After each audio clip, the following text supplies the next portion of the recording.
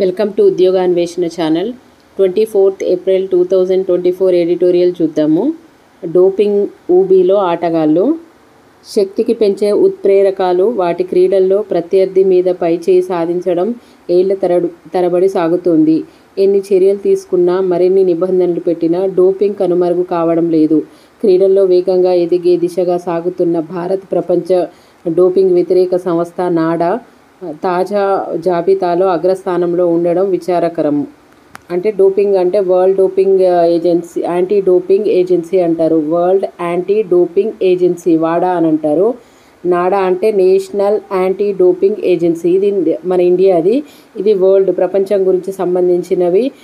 క్రీడాకారులు ఎక్కువగా ఈ ఉత్ప్రేరకాలను, అంటే శక్తినిచ్చే వాటిని, డ్రింకును తీసుకొని ప్రత్యర్థి మీద విజయం సాధించడానికి అవకాశం ఉంటుంది. దాని గురించి అంటే ఇక్కడ ఫిగర్లో చూడండి, ఇంజెక్షన్ ఇస్తున్నట్టుగా. అంటే దీనివల్ల ఎనర్జీ ఎక్కువ, ఎంతూజియాస్టిక్ ఉండడము, ఈ ట్యాబ్లెట్లు వేసుకోవడం వల్ల ఆ విధంగా ఎక్కువగా రాణించడము, గెలవడం అనేది సాధ్యపడుతుందని చెప్తున్నారు. వీటిని కట్టడి చేయడానికి ప్రపంచంలోనైతే వాడా, వరల్డ్ యాంటీ డోపింగ్ ఏజెన్సీ అని, కంట్రీలో అయితే నాడా, నేషనల్ యాంటీ డోపింగ్ ఏజెన్సీ అని అంటారు. ఇవి క్రీడాకారులను ఎక్కువగా చెక్ చేస్తూ ఉంటారు. దాని గురించి ఇవ్వడం అని జరిగింది. నిజానికి డోపింగ్ పేరు చెబితే గుర్తుకొచ్చే దేశము రష్యా. అన్ని క్రీడల్లో ఆ దేశము అథ్లెట్లు డోపింగ్ పరీక్షల్లో తరచూ పట్టుబడుతుండడంతో ఒలింపిక్స్లో పాల్గొనడము నిషేధాన్ని కూడా ఎదుర్కొంది. ఫీఫా ప్రపంచ కప్లో పాల్గొనే అవకాశాలను కోల్పోయింది. అయినా డోపింగ్ ఆ దేశాన్ని కూడా వెనక్కి నెట్టి భారత్ ముందుకు వెళ్ళడము ఊహించని పరిణామమే. ఇప్పటిదాకా ప్రపంచ డోపింగ్ వ్యతిరేక సంస్థ భారత్లో 4064 నమూనాలు, అంటే రక్తము పరీక్షించగా అందులో 127 మంది అథ్లెట్లు నిషేధిత ఉత్ప్రేరకాలు వాడినట్టుగా నిర్ధారణ అయ్యింది. వాడా అంటే ఇందాక చెప్పిన వరల్డ్ యాంటీ డోపింగ్ ఏజెన్సీ నిర్వహించిన 10 ఏళ్ల డోపింగ్ అధ్యయనంలో భారత్ది 2వ స్థానము, ఇండియాది 2వ స్థానంలో ఉంది. అంటే ఇంతకుముందు మనం చూసిన రష్యా మొదటి స్థానంలో ఉన్నట్టుగా. డోపింగ్ పాల్పడిన వారి శాతము 3.26% ఉంది. రోజు రోజుకి డోపింగ్ జాబితా పెరుగుతూనే ఉంది. వివిధ క్రీడల్లోని కోచ్లు, వైద్యులు, ఫిజియోలకు నిషేధిత ఉత్ప్రేరకాలపైన అవగాహన లేకపోవడం వల్లనే ఎక్కువ మంది అథ్లెట్లు తమకు తెలియకుండానే డోపింగ్లో దొరికిపోతున్నారు. సామర్థ్యం పెంచుకోవడానికి ఉద్దేశపూర్వకంగా డ్రగ్స్ వాడే వాళ్ళు కూడా ఉన్నారు. అలాంటి అథ్లెట్లు ప్రతిష్టాత్మక టోర్నమెంటులో పతకాలు గెలిచే 1-2 ఏళ్ల తర్వాత పరీక్షల్లో పట్టుబడి అపకీర్తి పాలవుతున్నారు. సాధారణంగా పెద్ద టోర్నీలకు ముందు లేదా ఈవెంట్లకు జరిగే సమయంలో వాడా శాంపిల్ తీసుకుంటుంది. దేశీయంగా జరిగే టోర్నీలో జాతీయ డోపింగ్ వ్యతిరేక సంస్థ నాడా పరీక్షలు చేస్తుంది. నమూనాలు సేకరించిన కొన్ని నెలల తర్వాత ఫలితాలు విడుదలవుతాయి. ఈ నమూనాలను AB అనే పేరుతో వర్గీకరణ చేస్తారు. ఈ శాంపిల్స్ దొరికిన B శాంపిల్స్ నిర్దోషిగా బయటపడే వాళ్ళు కూడా ఉంటారు. ఈ 2 శాంపిల్స్లో పాజిటివ్ వస్తేనే ఆ క్రీడాకారిపై నిషేధం పడుతుంది. భారత్ తర్వాత దక్షిణాఫ్రికా 4169 శాంపిల్స్లో 80 మంది డోపింగ్లో 2వ స్థానంలో కొనసాగుతుంది. ఇప్పుడు ఇండియా ఫస్ట్ అయిపోయింది. తర్వాత డోపింగ్ దాంట్లో సౌత్ ఆఫ్రికా సెకండ్ అయిపోతుంది. థాయిలాండ్ శాంపిల్స్లో తర్వాత అమెరికా, ఖతార్ ఈ జాబితాలో తర్వాతి స్థానంలో ఉన్నాయి. మొదటి స్థానంలో మనము అంటే వాడాలో మొదటి స్థానంలో ఉన్నది ఇండియా. ఫస్ట్ ఉన్నది ఇండియా. సెకండ్ వచ్చేసి మనకు సౌత్ ఆఫ్రికా. సెకండ్ ప్లేస్లో వచ్చేసి సౌత్ ఆఫ్రికా. ఫస్ట్ ప్లేస్ వచ్చేసి ఇండియా. అండ్ థర్డ్ ప్లేస్ వచ్చేసి అమెరికా కాదు, థాయిలాండ్ తర్వాత అమెరికా తర్వాత వచ్చేసి ఖతారు. ఈ దేశాలు టాప్ 5 స్థానాల్లో ఉన్నాయి. క్రీడల్లో డోపింగ్ వ్యవస్థాగతంగా వేళ్ళల్లుకుపోతుంది. కొన్ని దేశాలు మెరుగైన ఫలితాల కోసము అన్యోపదేశంగా తమ అథ్లెట్లకు ఈ దిశగా ప్రోత్సహిస్తున్నాయన్న ఆరోపణలు ఉన్నాయి. రష్యా ఈ వరుసలో ముందంజలో ఉంది. తర్వాత భారత్ విషయానికి వస్తే వెయిట్ లిఫ్టర్లలో ఎక్కువ మంది డోపింగ్ దొరికిపోతున్నారు. దీంతో మన దేశంలో ఈ క్రీడ మనుగడ ప్రమాదంలో పడింది. కొన్నేళ్లుగా అతి తక్కువ మంది లిఫ్టర్లు మాత్రమే ఒలింపిక్స్, ప్రపంచ ఛాంపియన్స్ వంటి పెద్ద ఈవెంట్లలో అర్హత సాధించారంటే ఈ క్రీడపైన డోపింగ్ ప్రభావము అర్థం చేసుకోవచ్చు. ట్రాక్ అండ్ ఫీల్డ్ అథ్లెట్లకు కూడా డోపింగ్ ముమ్మరం వదలడం లేదు.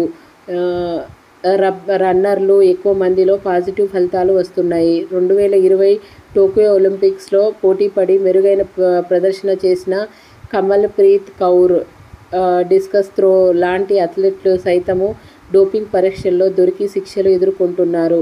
1988 సియోల్ ఒలింపిక్స్లో 100 మీటర్ల పరుగులో 9.79 సెకండ్స్లో స్వర్ణం గెలిచి అబ్బురపరిచిన అమెరికా రన్నర్ బెన్ జాన్సన్ ఆ తర్వాత డోపింగ్లో పట్టుబడడం పెద్ద సంచలనం రేపింది.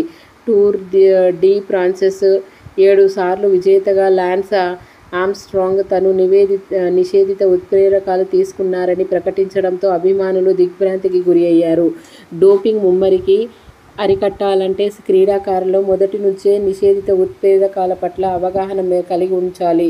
డోపింగ్ దొరికినప్పుడు ఎదురయ్యే పరిణామాల గురించి వివరించడం అవసరము. మరోవైపు డోపింగ్ పరీక్షలు అత్యంత పారదర్శకంగా చేపట్టాలి. డబ్బులను ఆశపడి పరీక్షల నిర్వహించడంలో అశ్రద్ధ చూపించే, ఫలితాలను దాచిపెట్టే అధికారులపై కఠినమైన చర్యలు తీసుకోవడం ముఖ్యము. కేవలం కొన్ని క్రీడలకే ఈ పరీక్షలు పరిమితం కావడం మరో లోపము. ఎలాగైనా గెలవాలని పేరు తెచ్చుకొని డబ్బులు సంపాదించాలనే ఆలోచనలో ఎక్కువ మంది డోపింగ్ ఊబిలో దిగుతున్నారు. కానీ పర్యవసానంగా ఊహించలేకపోతున్నారు. నిబంధనలకు కఠినతరం చేసి శిక్షణ పక్కాగా అమలు చేస్తే క్రీడాకారులో మార్పు వస్తుంది. ఇదండి ఈరోజు ఇచ్చిన డోపింగ్ ఊబిలో ఉన్న ఆటగాళ్ళ యొక్క పరిస్థితి గురించి ఇవ్వడం అనేది జరిగింది. చూద్దాము నెక్స్ట్ ఆర్టికల్. నానో ఎరువులతో లాభాలెన్నో. నానో ఎరువులతో చాలా లాభాలు ఉన్నాయని చెప్తున్నారు. అవేంటో చూద్దాం ఒకసారి. వ్యవసాయాన్ని సులభతరంగా లాభసాటిగా మార్చడానికి నూతన ఆవిష్కరణలు ఊతమిస్తున్నాయి.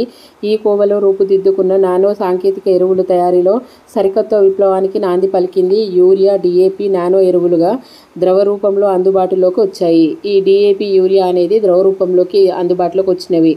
ఇంతకుముందు బస్తాల్లాగా సాలిడ్లాగా ఉండేటివి ఇప్పుడు లిక్విడ్ రూపంలో వచ్చినాయట. పంటలు పండడానికి భూమిలో పోషకాలు అవసరము. ఆదిమ కాలంలో సహజ సిద్ధమైన కార్బన్ పదార్థాలు, ఒండ్రు మట్టి, వ్యర్థాలు, మొక్కల నుంచి లభ్యమయ్యే పదార్థాలు ఎరువులుగా వాడేవారు. జీవ వ్యర్థాల లభ్యత కష్టతరంగా మారడంతో రైతులు యూరియా, DAP మిశ్రమం, కాంప్లెక్స్ల వంటివి రసాయన ఎరువుల వైపు మొగ్గు చూపారు. వ్యవసాయ రంగంలోకి 1958లో ప్రవేశించిన యూరియా సాగులో అత్యంత కీలకంగా మారింది. దాంతోపాటు మిగిలిన ఎరువుల్లో నత్రజని, భాస్వరం, పొటాషియం, అమోనియం వంటి పోషకాలు లభ్యమవుతున్నాయి. దేశంలో ప్రస్తుతం 92% రసాయన ఎరువులు వాడకంతోనే వ్యవసాయం సాగుతుంది. ఎరువుల వినియోగం అంతకంతకు పెరిగిపోతుంది. దేశంలో వినియోగించే 70% యూరియా విదేశాల నుండి దిగుమతి చేసుకుంటున్నారు. ప్రభుత్వం ఎంత పెద్ద మొత్తంలో సరఫరా చేసే మార్కెట్లో వ్యాపారులు కృత్రిమ కొరతకు సృష్టించి అధిక ధరలకు యూరియాను విక్రయించడం వల్ల రైతులకు ఇబ్బందులు పడుతున్నారు. అంతర్జాతీయ యూరియా ధరలు భారీగా పెరిగిపోవడంతో ఒక్కో యూరియా బస్తా పైన ప్రభుత్వము 3700 మేరకు సబ్సిడీ అందిస్తుంది. భారత ప్రభుత్వ ఎరువుల సబ్సిడీ 2014-15లో 73,067 కోట్ల వ్యయం చేయగా 2022-23లో 2,54,799 కోట్లు ఖర్చు చేస్తుంది. అంటే మనం ఎప్పటి నుండి వాడుతున్నామంటే దీన్ని యూరియాని 1958వ సంవత్సరం నుండి ఈ యూరియా వాడకం అనేది మొదలుపెట్టాము. అప్పటి నుండి ప్రతి ఒక్కరూ యూరియాను వాడకం పెరగడము, అదేవిధంగా మధ్య ధరలు దీనిని అమాంతం ధరలు పెరిగేలాగా చేయడము ఇదొక సమస్యలాగా పరిణమించింది అని చెప్తున్నారు. మితిమీరిన రసాయన ఎరువులు వాడకము అనార్థాలకు హేతు అవుతుంది. ఈ క్రమంలోనే అమెరికా స్థిరపడిన భారతీయ శాస్త్రవేత్త రమేష్ రాలి ఆ ఎరువులపైన విస్తృత పరిశోధన చేసి నానో యూరియాను కనుగొన్నారు. ఎవరు కనుగొన్నారు అని అంటే ఈయన రమేష్ రాలి అనే అతను మన ఇండియన్ ఆరిజిన్ పర్సనే ఈ నానో యూరియా, లిక్విడ్ నానో యూరియాను కనుక్కోవడం జరిగింది. గుళికల స్థానంలో ద్రవరూప యూరియాను తీసుకొచ్చారు. రైతుల పొదల్లో ప్రయోగించి ఫలితాలు పరిశీలించాక విపణిలోకి విడుదల చేశారు. వ్యవసాయ రంగంలోకి నానో యూరియా సంచలనంగా మారగా రైతుల సౌలభ్యం కోసము కేంద్ర ప్రభుత్వం రంగస్థలము ఇఫ్కో ద్వారా 2021లో అందుబాటులోకి తెచ్చారు. అర లీటరు సీసాలో లభించే నానో యూరియాలో 45 కేజీల యూరియా బస్తాతో సమానము. ఒక్క హాఫ్ లీటర్ మోయడానికి కూడా ఆలోచించండి. ఒక్క హాఫ్ లీటర్ అనేది is equivalent to 40 kgs of urea, అంటే 45 కేజీస్ ఆఫ్ యూరియా బస్తాకు సమానమాట ఇది. అంటే సబ్సిడీలు పోను యూరియా బస్తా ధర 268 ఉండగా, చాలా తక్కువగా ఇది ఉండగా నానో యూరియా సీసాకి 240కే లభ్యమవుతుంది. సాధారణంగా 1 ఎకరాకి అర లీటర్ నానో యూరియా సరిపోతుంది. ఎరువుల సమస్యతో ఇబ్బందులు పడుతున్న రైతులకు నానో యూరియా, DAPలు ఆశాజనకంగా మారాయి. ఇది పంటల ఉత్పాదకతను పెంచుతుంది. ఆహార పర్యావరణానికి సురక్షితమై గాలి, నేల, నీటిలో కాలుష్యం ఉండదు. తద్వారా వాతావరణ కాలుష్యము, ఇతర ప్రతికూల మార్పులకు తగ్గించుకోవడానికి సహాయపడుతుంది. సాధారణ యూరియాకు బదులుగా దీన్ని వాడకం వల్ల రైతులకు ఎకరానికి 4,000 రూపాయల దాకా ఆదా అవుతుందని కేంద్ర వ్యవసాయ పరిశోధన సంస్థలు వెల్లడించాయి. దేశవ్యాప్తంగా 94 రకాల పంటలపై 11,000 మంది రైతులు పొలాల్లో 43 ప్రాంతాల్లో ICAR ప్రయోగాలు నిర్వహించింది. అందులో నానో యూరియా వాడకము వల్ల 8% వరకు పంట ఉత్పాదకత పెరిగినట్టుగా తేలింది. యూరియా అనంతరం నానో DAPని ఇఫ్కో అందుబాటులోకి తెచ్చింది. ఒక బస్తా DAPకి 500 మిల్లీలీటర్ల నానో DAP సీసా సమానము. బస్తా DAP ఎరువు ధర 1350 ఉండగా నానో DAP 600 రూపాయలకే లభిస్తుంది. విస్తృత ప్రచారము. ఇఫ్కో సంస్థ 2021 ఆగస్టు నుంచి గత నెలకు వరకు 3.90 కోట్ల నానో యూరియా సీసాలను గ్రామాలకు పంపించగా రైతులు 2.87 కోట్ల రూపాయల కొన్ని పంటలపైన చల్లినట్లుగా తాజాగా వెల్లడైంది. ఇది 13 లక్షల టన్నుల సాధారణ గుళికలకు యూరియాతో సమానము అని గుర్తించారు. సాధారణ యూరియా బస్తాల రవాణా ఏటా భారీ స్థాయిలో వెచ్చిస్తున్నారు. సీసాల రవాణాలో ఆ వ్యయము గణనీయంగా తగ్గిపోతుంది. నానో యూరియా, DAPలపైన విస్తృతమైన స్థాయి అవగాహన లేకపోవడం వల్ల వినియోగము ఆశించిన స్థాయిలో పెరగడం లేదు. దీని ఫలితంపైనే సందేహాల కారణంగా స్ప్రేల వినియోగము కష్టసాధ్యమవుతుందనే ఉద్దేశంతో రైతులు కొనుగోళ్లకు ముందుగా రావడం లేదు. దీంతో ఎరువుల వ్యాపారులు ఘన రూపంలోని ఎరువులు పాటు వీటిని జతచేసి బలవంతంగా విక్రయిస్తున్నారు. ఈ క్రమంలో కేంద్ర ప్రభుత్వం నానో ఎరువుల వినియోగంతో వచ్చే లాభాలు శాస్త్రీయంగా నిరూపించేందుకు చొరవ చూపాలి. వ్యవసాయ శాఖతో పాటు దాని అనుబంధ విభాగాల, ప్రాథమిక వ్యవసాయ సహకార సంఘాలు, రైతు ఉత్పత్తి సంఘాలు, స్వయం సహాయక సంఘాల ద్వారా ఈ ఎరువులపై విస్తృత ప్రచారం సాగాలి. ఇదండి నానో యూరియా గురించి ఇచ్చిన ఆర్టికల్. ఇవి చాలా ఇంపార్టెంట్ 2 ఆర్టికల్ కూడా చూద్దాం. ఇంకో ఆర్టికల్, కోతల్లేని విద్యుత్ సరఫరా కోసము నేడు మానవాళి ప్రాథమిక అవసరాల్లో విద్యుత్ పాత్ర కీలకము. జనాభా పెరగడము, కొనుగోలు శక్తి అధికం కావడము, కరెంట్ లైన్లు మూలలకు విస్తరించడంలో అన్ని రంగాల్లో వినియోగం పెరిగిపోతుంది. ఉష్ణోగ్రతలు పెరగడంతో ACలు వంటి విద్యుత్ ఉపకరణలు వాడకము జోరందుకుంది. ఫలితంగా ఏటా వేసవిలో గరిష్ట డిమాండ్, వినియోగము ఎప్పటికప్పుడు పాత రికార్డును అధిగమిస్తూనే ఉన్నాయి.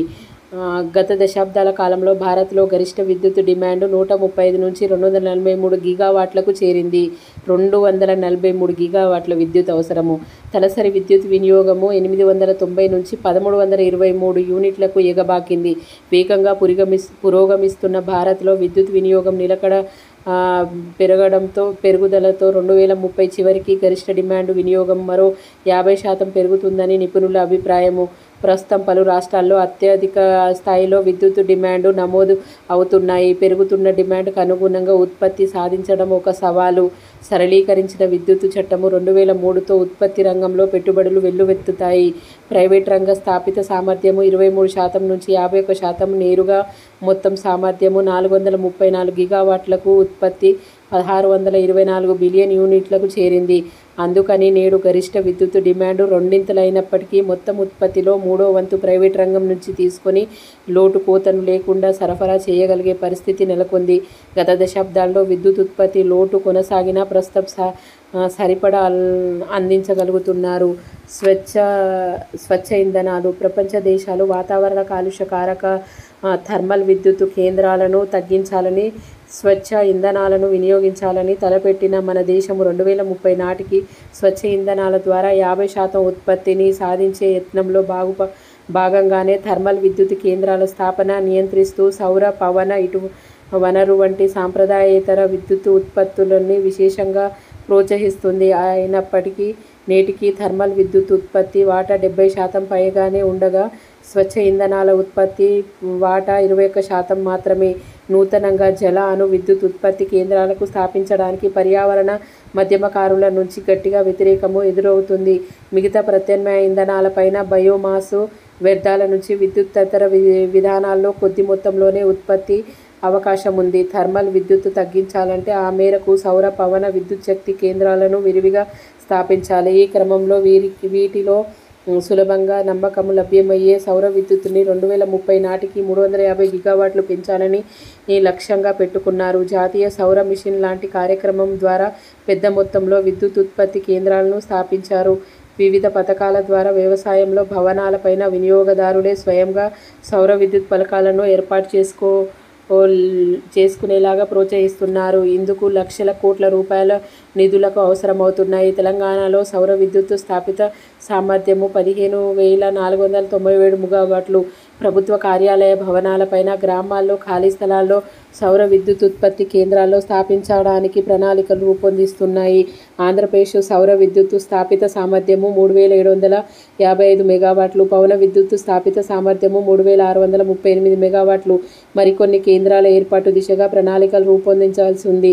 సౌర విద్యుత్ కేవలం పగటి వేళల్లోనే సాధ్యం కావడము, పవన విద్యుత్ గాలి తీవ్రతపైన ఆధారపడి ఉండడం వల్ల రాత్రిపూట అనూహ్యంగా వచ్చే డిమాండ్ తట్టుకోలేవు. ముఖ్యంగా వేసవికాలంలో జల విద్యుత్ అవకాశం ఉండదు కాబట్టి గ్రిడ్ నిర్వహణ కష్టతరంగా అవుతుంది. ఒక్కోసారి పతనమయ్యే అవకాశం కూడా ఉంటుంది. అలాంటి సందర్భాల్లో సరఫరా కోత విధించాల్సి వస్తుంది. అలాంటి చర్యల వల్ల పరిస్థితి మళ్ళీ తిరోగమనం చెందినట్లే. పగటిపూట ఉత్పత్తి అయిన సౌర విద్యుత్ బ్యాటరీలలో నిల్వ చేయడము, పంపు చేయగల జల విద్యుత్ కేంద్రాలు, అణు విద్యుత్ కేంద్రాలు, హైడ్రోజన్ ఫ్యూయల్ సెల్స్ వంటివి కొంతమేరకు పరిష్కారం చూపించే అవకాశం ఉంది. వినియోగం ఆదా. విద్యుత్ వినియోగంలో 1 యూనిట్ నియంత్రించే 1.5 యూనిట్ ఉత్పత్తి తగ్గించవచ్చు. పారిశ్రామిక, వ్యవసాయ, గృహ తదితర రంగాల్లో అత్యంత సమర్థవంతంగా వస్తువులు, వాహనాలు, LED లైట్లు, ఫ్యాన్లు, విద్యుత్ సామర్థ్య విభాగము, ధృవీకరించిన మోటార్లు, ఉపకరణలు వాడాలి. తద్వారా మొత్తం వినియోగంలో వృధాను అరికట్టడం వల్ల 15-25% వినియోగం తగ్గే అవకాశం ఉంటుంది. విద్యుత్ సంస్థల ప్రసార పంపిణీ నష్టము 15% దాకా ఉంటుంది. లైన్లు పటిష్టీకరిస్తే ఇలాంటి నష్టాలు వృధా అరికట్టవచ్చు. ఆ మేరకు కార్బన్ ఉద్గారాల విడుదల నివారించడమే కాకుండా విద్యుత్ ఉత్పత్తి కేంద్రాల సరఫరా లైన్లపైన పెట్టుబడి అవసరం ఉండదు. రోజులో విద్యుత్ వినియోగం సమయాన్ని బట్టి ఛార్జీలు నిర్ణయిస్తే వినియోగదారులు ఛార్జీలు తక్కువగా ఉంటే సమయంలో వాడుకోవడం వల్ల గ్రిడ్ పైన ఒత్తిడి కొంతమేరకు తగ్గుతుంది. పెరుగుతున్న విద్యుత్ డిమాండ్కు తగినట్టుగా ప్యారిస్ ఒడంబడిక అనుగుణంగా ఉత్పత్తిని సాధించాలంటే సౌర పవన విద్యుత్ కేంద్రాలను స్థాపించాలి. అందుకోసం పెద్ద మొత్తాన నిధులను వెచ్చించాల్సిన అవసరం ఉంది. పంపిణీ వ్యవస్థను బలోపేతం చేసి లైన్లలో నష్టాలను నియంత్రించాలి. దేశంలోని ప్రతి ఉత్పత్తి కేంద్రాన్ని గ్రిడ్కు అనుసంధానించేలాగా సరఫరా లైన్లను విస్తరించాలి. బ్యాటరీ నిల్వల కేంద్రాలను, జల విద్యుత్ కేంద్రాలను విస్తృతంగా స్థాపించినప్పుడే దేశంలో అందరికీ నిరంతరదాయకంగా నాణ్యమైన కరెంటును అందించడం సుసాధ్యమవుతుంది. ఇదండి ఇవాళకు సంబంధించిన ఆర్టికల్. లాస్ట్ ఆర్టికల్ ఇది. నేరగాళ్ల అధికారంలో పీఠాలు. నేరగ్రస్త రాజకీయ దేశానికి ఎంత అప్రతిష్టో దాదాపుగా 2 దశాబ్దాల నాడే సర్వోన్నత న్యాయస్థానము తేటతెల్లం చేసింది. చట్టాలను అతిక్రమించేవారు శాసన నిర్మాతలు కారాదని, నేర నేపథ్యము కలిగిన వారు ఎన్నికల ప్రక్రియలు కలుషితం చేస్తారని హెచ్చరించింది. వాస్తవంలో హత్యలు మొదలగు అత్యాచారాల వరకు, అపహరణల నుంచి మనీ లాండరింగ్ దాకా తీవ్ర నేరారోపణలు ఎదుర్కొంటున్న వాళ్ళు ప్రజాప్రతినిధులై యథేచ్ఛగా చక్రం తిప్పే దౌర్భాగ్యంలో దేశానికి దాపురించింది. సచ్ఛీల రాజకీయాలను నిబద్ధత చాటుతూనే ఏది కోరి నేర చరితుల్ని హక్కున చేర్చుకోవడంలో పార్టీల పోటాపోటీ పరమ రోత పుట్టిస్తుంది. 14వ లోక్సభలో 20%గా నమోదైన నేర చరితులు తదుపరి సభలో 30%కి విస్తరించారు. ఆ సంఖ్య 16వ లోక్సభలో 34%. ఇటీవల గడువు ముగిసిన 17వ లోక్సభలో 44%కి ఎగబాకింది. అశ్విన్ ఉపాధ్యాయ దాఖలు చేసిన అర్జీపైన విచారణలో భాగంగా సుప్రీంకోర్టు అమికస్ క్యూరీగా వ్యవహరిస్తున్న విజయ్ హన్సిరియా సమర్పించిన అఫిడవిట్ యథార్థాన్ని ధృవీకరించింది. ఎంపీలు, ఎమ్మెల్యేలపై కేసుల పరిష్కార అంశాన్ని హైకోర్టులు నిశితంగా పర్యవేక్షించాలని హన్సిరియా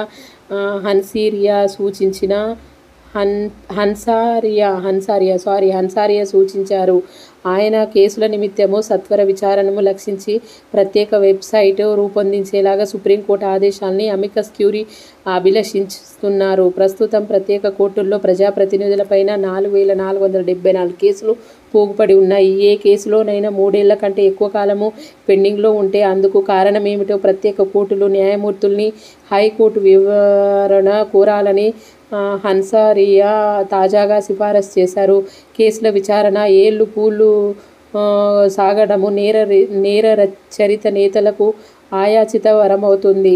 ప్రజాప్రతినిధుల క్రిమినల్ కేసుల విచారణ ఇంత మందగోడిలో అఘోరించడము నేర న్యాయ వ్యవస్థకే నగుబాటు. వేధింపులు, హత్యలు, అపహరణలు లాంటి నేరాలను పాల్పడిన వ్యక్తి ప్రభుత్వ కార్యాలయంలో స్వీపర్ కాలేడు, పోలీస్ కానిస్టేబుల్ కొలువులో పనికిరాడు. కానీ అవే నేరాలు పాల్పడిన వ్యక్తి మంత్రి అవుతాడు అని ఏడాది క్రితము సుప్రీం ధర్మాసనం సూటిగా ఆక్షేపించింది. తీవ్ర అవినీతి బాగోతాలకు తెగబడిన వాళ్లలో ఎన్నికల్లో గెలుపొంది ముఖ్యమంత్రి పీఠాలు అధిష్ఠించడం భారత ప్రజాస్వామ్య ప్రబద్ధము. 5 ఏళ్లకు పైగా శిక్ష పడే అవకాశమున్న కేసుల్లో న్యాయ సమీక్ష అనంతరము నేరాభియోగాల దశలోనే సంబంధిత నేతలపైన అనర్హత వేటు వేయాలని లా కమిషన్ గతంలోనే విలువైన సిఫారసును చేసింది. నేరం రుజువైన నాయకుల్ని ప్రజా జీవితం నుంచి శాశ్వతంగా నిషేధిస్తేనే సమకాలీన రాజకీయాల ముఖచిత్రం మారుతూ ఉంది. పార్లమెంటరీ ప్రజాస్వామ్యంలో భాగమైన రాజకీయ పక్షాలు గెలుపు గుర్రాలను కాదు, జవాబుదారీతనానికి ప్రాముఖ్యం ఇవ్వాలి. పార్టీల నడవడిలో, అభ్యర్థుల ఎంపికల్లో తీసుకునే జాగ్రత్తలు పాలన ప్రమాణాల్ని పెంపొందించుకోవడానికి దోహదపడతాయి. ఈ కీలకాంశాల్లోనే పార్టీలు గాలి కొదిలేస్తున్నాయి. తనపైన 26 కేసులున్నాయన్నట్టుగా పులివెందుల ఎన్నికల అధికారానికి జగన్మోహన్ రెడ్డి తాజాగా సమర్పించిన ప్రమాణ పత్రంలో వెల్లడించారు. 11 సిబిఐ కేసులు, 9 ఈడీ ఎన్ఫోర్స్మెంట్ డైరెక్టర్ కేసులో నిందితుడుగా ఉన్న ఆయన 10 ఏళ్లుగా బెయిలుపైన కొనసాగుతున్నారు. వైకాపా అధ్యక్షుడుగా, ఆంధ్రప్రదేశ్ ముఖ్యమంత్రిగా చలామణి అవుతున్న జగన్ నేరగ్రస్త రాజకీయాల వికృత రూపానికి నిలువెత్తు ప్రతీక. ప్రస్తుత సార్వత్రిక ఎన్నికల సమరంలో ఒక అంచె ముగిసింది. ఇంకో 6 దశలు మిగిలి ఉన్నాయి. తొలి 2 దశల్లో 2810 మంది పోటీదారులు, 501 మంది 18% క్రిమినల్ కేసులు నమోదై ఉన్నట్లుగా ఏడీఆర్ ప్రజాస్వామ్య సంస్కరణల సంఘము మదింపు చేసింది. క్షీణ ప్రమాణాల్లో కొత్త రికార్డులను నెలకొల్పాలన్న యావత్ తక్కిన దశల్లో నేర చరితుల ఉరవడి పెరిగితే జాతికది అశుభ సమాచారమే. ఇదండి నేర గణాంకాల గురించి ఇచ్చిన ఆర్టికల్స్. ఇవాళ ఇచ్చిన అన్ని ఆర్టికల్స్ చాలా చాలా ఇంపార్టెంట్. 1కి 2 సార్లు వినండి. ఇవి చాలా ఉపయోగపడతాయి. మీకు నచ్చితే ఈ ఛానల్ లైక్ చేయండి, షేర్ చేయండి, సబ్స్క్రైబ్ చేయండి.